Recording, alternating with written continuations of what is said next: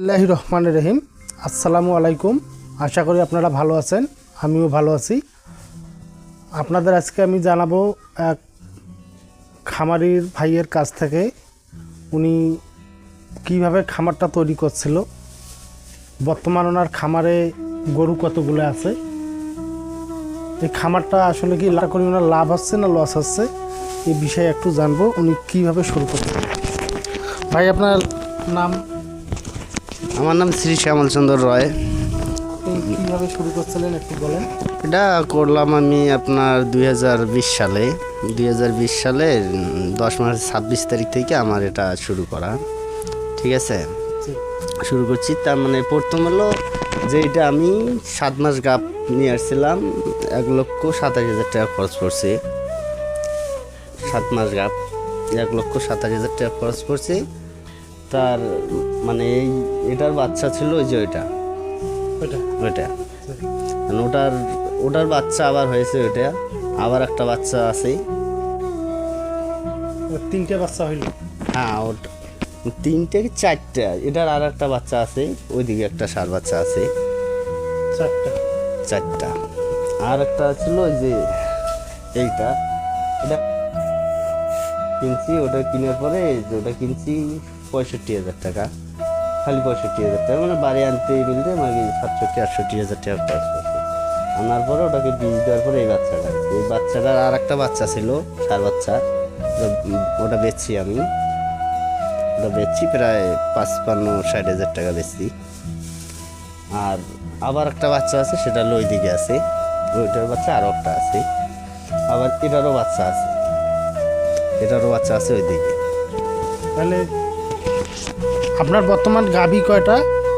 গাভী এখন আপনার গাভী আছে 5টা। 5টা গাভী দুধ কতগুলো দিচ্ছেন একটা? এভারেজ বলতে গেলে কি, যদি সত্যি কথা বলি, সব কিছু এলো পরিচালনার উপর। দুধ দই এটা কিন্তু মুখে বললে হবে না, সব কিছু এলো পরিচালনা। যে ভালো করতে পারবে সে ভালো ফসল পাবে, লাভবান্বিত হতে পারবে। আর সে যদি ইচ্ছাকৃত করি, যদি ভালো কিছু করে তাহলে ভালো কিছু করতে পারবে, আর যদি ভালো কিছু করতে না পারে তাহলে পারবে না। দুধ হলো নিজের কাছে, তবে সব কিছু হলো ট্রিটমেন্টের ওপর নির্ভর করে। আপনি গরুগুলা কাঁচা ঘাস কতগুলো খাওয়ান এবং দানাদার কতগুলো খাদ্য খাওয়ান একটু বলেন।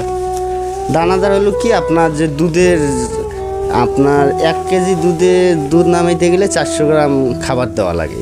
সেই দানাদার খাদ্য এর ভিতরে ছোলা মোলা ভুসি মুসি তো আছেই, মানে 400 গ্রাম খাবার দেওয়া লাগে।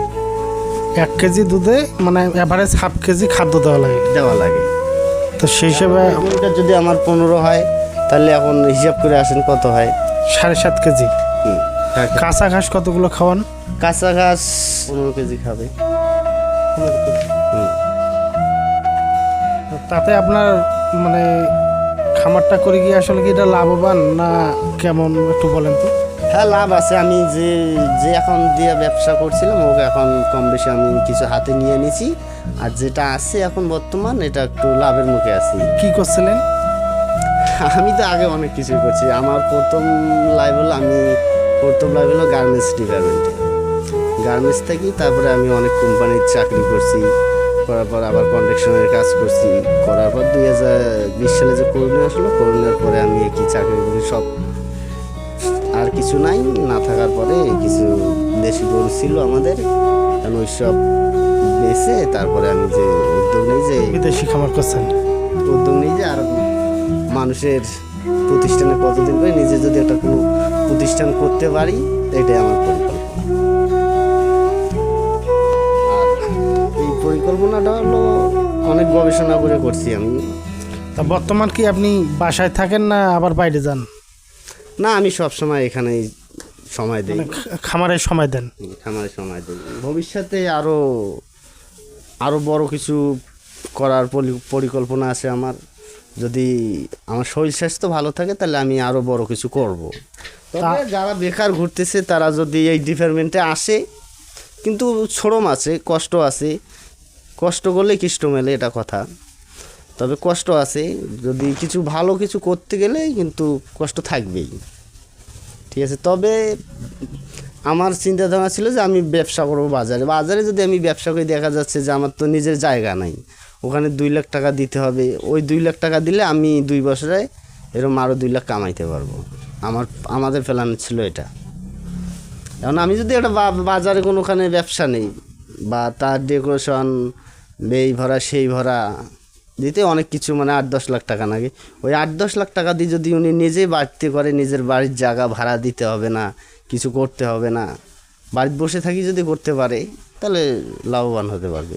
দাদা, আপনারা দেখলেন আমার এক প্রিয় দাদার কাছ থেকেই বাস্তবমুখী কিছু অভিজ্ঞতা। আমার ভিডিওটা আপনাদের যদি ভালো লাগে আপনারা কমেন্ট এবং শেয়ার করে দেবেন। আপনাদের সুস্বাস্থ্য কামনা করে আমি এখানে শেষ করলাম।